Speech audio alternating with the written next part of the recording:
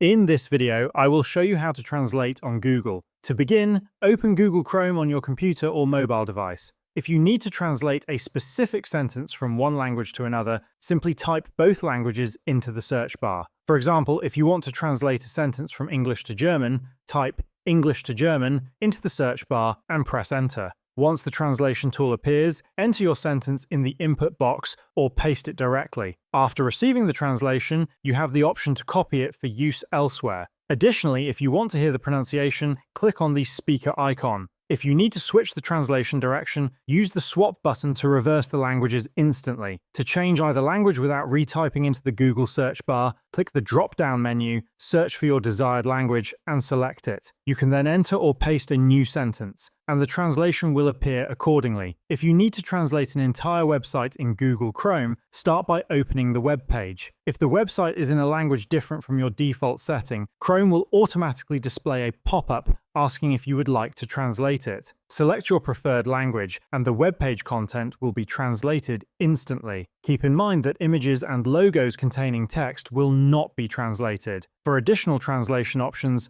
click the three-dot menu in the translation bar. This allows you to select another language for translation if needed. With these simple steps, you can efficiently translate text and web pages using Google.